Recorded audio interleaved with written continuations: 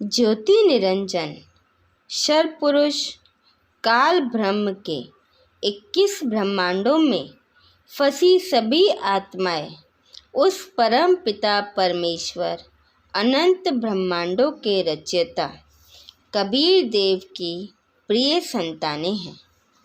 सूक्ष्म वेद के प्रमाण स्पष्ट करते हैं कि परम अक्षर ब्रह्म सत्पुरुष द्वारा ब्रह्मांड की रचना कैसे हुई और सभी आत्माओं को सतलोक से क्यों निकाला गया। सनातन लोक सतलोक में हुई भूल के कारण 21 ब्रह्मांडों में फंसी सभी आत्माएं दिन रात कष्ट भोग रही हैं।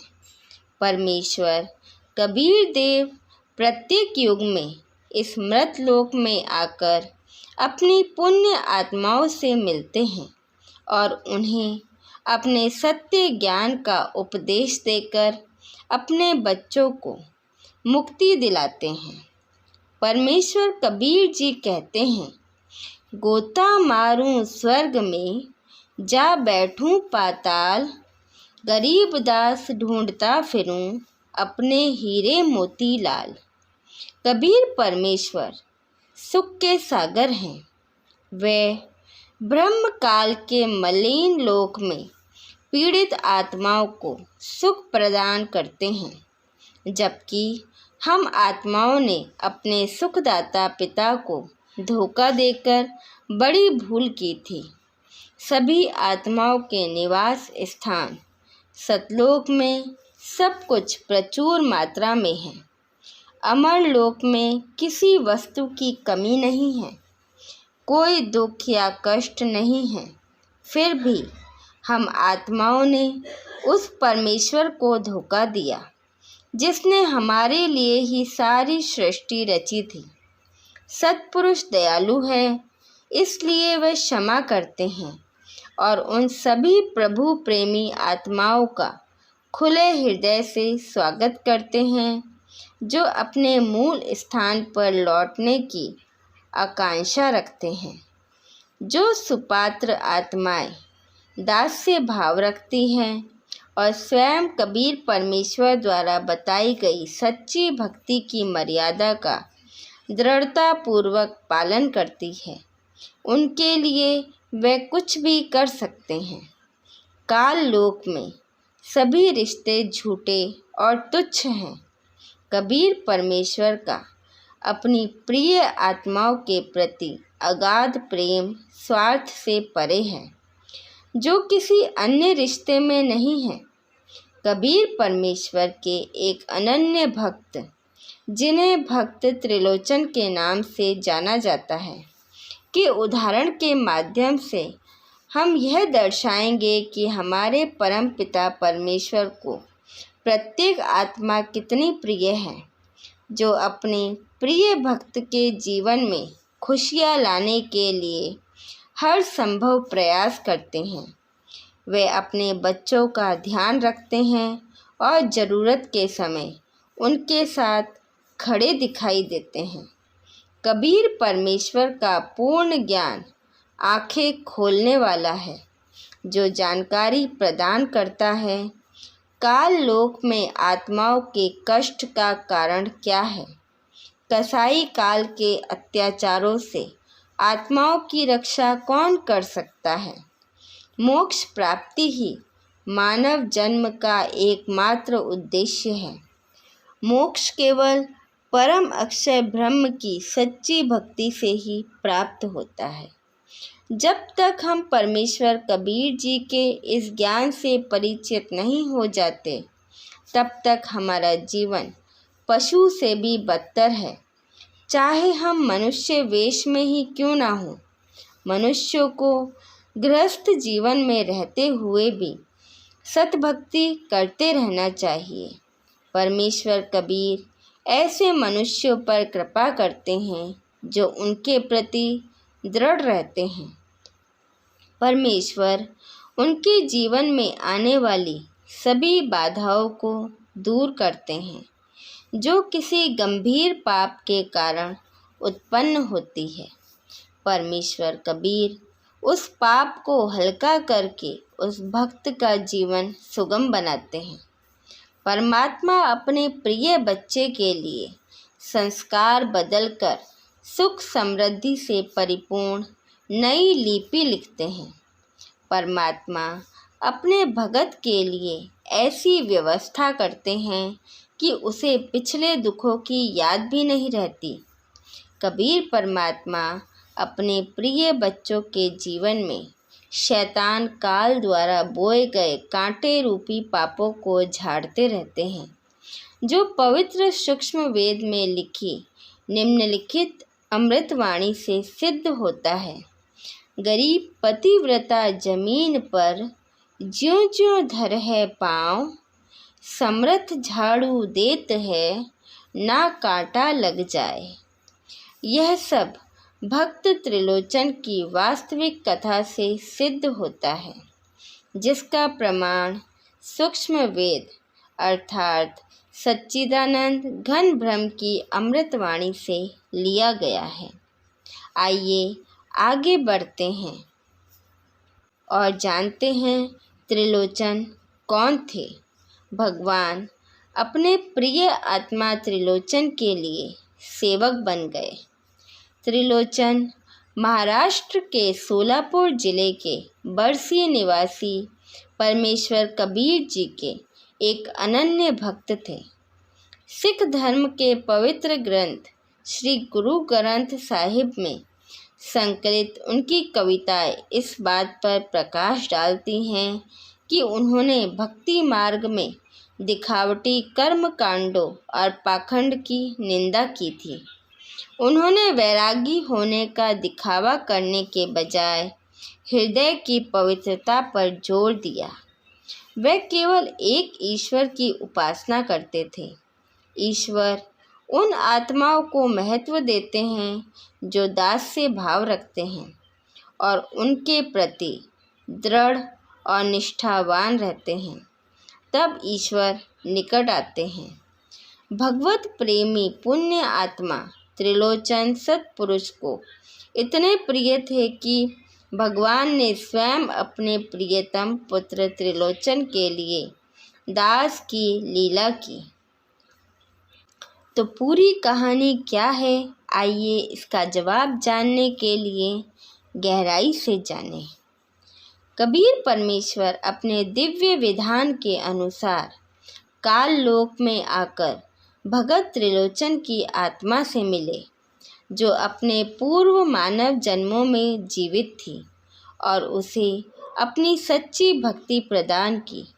परमेश्वर ने उसे सच्चा आध्यात्मिक ज्ञान दिया और उसे सच्चा मोक्ष मंत्र प्रदान किया। उस आत्मा में युगों युगों से ईश्वर प्राप्ति की तीव्र लगन थी और वह कलयुग में भी सत्पुरुष की भक्ति में लीन थी। भक्त त्रिलोचन अब 80 वर्ष के हो चुके थे और उन्होंने एक सेवक रखा था जो तन मन से उनकी सेवा करता था। एक दिन नौकर ने भगत त्रिलोचन से कहा कि उसे अपने शहर जाना है। उसे एक चिट्ठी मिली है, उसके घर में कोई समस्या है और उसकी उपस्थिति जरूरी है। भक्त त्रिलोचन ने उसे अनुमति दे दी और नौकर चला गया। त्रिलोचन की तबीयत खराब हो गई और उन्हें दस्त हो गए। लगभग 80 साल की उम्र में यह बीमारी कहर बनकर टूटी। वह बहुत कमज़ोर हो गए, ना तो खड़े हो सकते थे, ना चल सकते थे, पानी भी नहीं पी सकते थे। कुछ मिनटों के पश्चात जब सेवक लगभग 20 से 30 किलोमीटर दूर चला गया होगा, तो परमेश्वर कबीर जी सेवक का रूप धारण करके भक्त त्रिलोचन के घर आ गए। भक्त त्रिलोचन ने उसे अपना सेवक समझकर उसके लौटने का कारण पूछा। परमेश्वर कबीर जी ने कहा कि अब मैं किसी और समय जाऊंगा। आप बीमार हैं, इसलिए मैंने अपनी योजना बदल दी है। मैं आपके स्वस्थ होने के बाद जाऊंगा। तब दयालु परमेश्वर कबीर जी ने अपनी पीड़ित आत्मा त्रिलोचन की बहुत देखभाल की। परमेश्वर वृद्ध व बीमार भक्त का संपूर्ण मल मूत्र साफ करते थे, उन्हें नहलाते थे, उनके वस्त्र धुलवाते थे, उनके लिए भोजन बनाते थे तथा बड़े प्रेम से उन्हें भोजन कराते थे। परम पिता परमेश्वर ने सेवक रूप में त्रिलोचन की 1 माह तक सेवा की। सेवक 1 महीने बाद लौटा। सेवक के आने से कुछ मिनट पहले ही कबीर परमेश्वर अंतर्ध्यान हो गए। सेवक ने त्रिलोचन को प्रणाम किया और अपने नगर से लाया हुआ कुछ सामान जैसे फल, सब्जियां, मतीरा, चूरमा आदि देने लगा। भक्त त्रिलोचन आश्चर्य से अपने सेवक का चेहरा देखते रहे और पूछा, क्या कह रहे हो? कहाँ गए थे? ये सारा सामान कहाँ से लाए हो? मेरी समझ में कुछ नहीं आ रहा। तुम तो पूरे महीने मेरे साथ थे। जब मुझे दस्त हो रहे थे तब तुमने मेरी बहुत देखभाल की थी। तुम मेरा मल मूत्र साफ करते थे, मुझे नहलाते थे, रोज़ मेरे लिए खाना बनाते थे। नौकर बोला, पिछले महीने मैं अपने शहर गया था। मैंने आपको बताया था और आपने मुझे इजाज़त दे दी थी। दरअसल मुझे 20 दिन में लौटना था, लेकिन किसी वजह से देर हो गई और अब 1 महीने बाद लौटा हूँ। मुझे माफ़ कर दीजिए। मैं ये सामान आपके लिए लाया था। मेरे घर वालों और आसपास के लोगों ने आपको सलाम किया है। अब मैं वापस आ गया हूँ।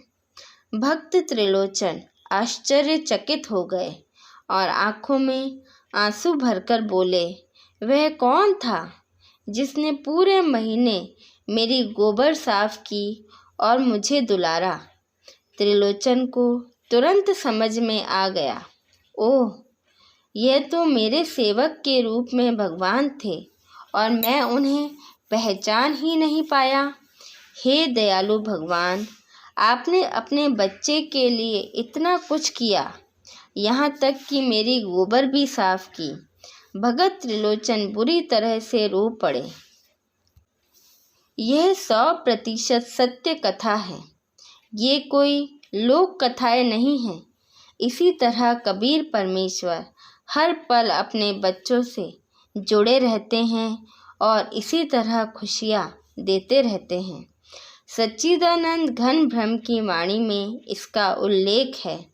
सतगुरु के दरबार में कमी काहे की ना, हंसा मौज नहीं पावता, तेरी चूक चक्री ना। भगवान ऐसे ही लाभ देते हैं, लेकिन अगर किसी शिष्य को उनसे ये लाभ नहीं मिल रहे हैं तो उसकी सेवा में, उसकी भक्ति में, उसकी आस्था और श्रद्धा में कोई ना कोई कमी है। जिस दिन यह दोष दूर हो जाएगा, उस दिन देखिए श्रद्धालु भक्तों के लिए नए चमत्कार सामने आएंगे। अपने प्रिय बालक त्रिलोचन को इतना दुलारने वाले कबीर परमेश्वर आज भी अपने प्रिय भक्तों के लिए चमत्कार कर रहे हैं। कबीर परमेश्वर अपने दिव्य विधान के अनुसार पुनः काल ब्रह्म के लोक में अवतरित हुए हैं और भारत की पावन धरती हरियाणा में विश्व विख्यात धर्मगुरु संत रामपाल जी महाराज के रूप में लीला कर रहे हैं। परमेश्वर भक्तों को दर्शन दे रहे हैं और उनकी आत्माओं को सभी प्रकार के सुख प्रदान कर रहे हैं। वे सच्चे आध्यात्मिक ज्ञान का उपदेश दे रहे हैं। कबीर परमेश्वर अपने सभी बच्चों को सतलोक वापस ले जाने के लिए आए हैं, जो सभी फंसी हुई आत्माओं का शाश्वत लोक और मूल स्थान है। परमेश्वर एक सच्चा मोक्ष मंत्र प्रदान कर रहे हैं, जिसका जाप करके आत्माएं मोक्ष प्राप्त करने के योग्य बन रही हैं। कबीर परमेश्वर बंदी छोड़ हैं। सभी मानवों से निवेदन है कि तत्वदर्शी संत रामपाल जी महाराज के रूप में कबीर परमेश्वर की शरण ग्रहण करें और अपना कल्याण करवाएं। हमारे साथ बने रहने के लिए धन्यवाद। सत साहिब।